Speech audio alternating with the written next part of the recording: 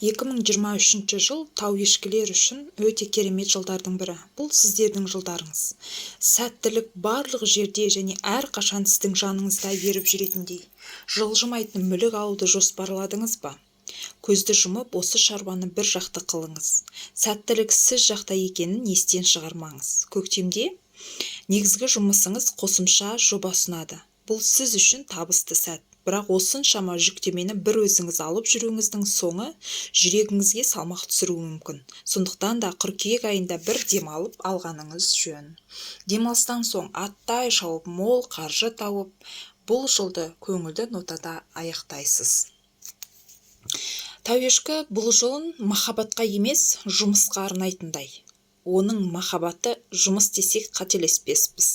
Жеке өмірі өз ағысымен ағып, басқа біреу қайда бұрса, сонда кетіп қалуы да мүмкін. Бұның оң әсері тек қана ажырасқалы жүрген жұптарға пайдалы болуы мүмкін.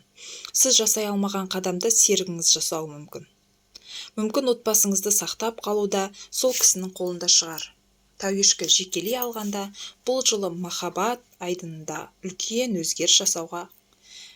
үлкен қадам жасауға әлі де дайын емессіздер.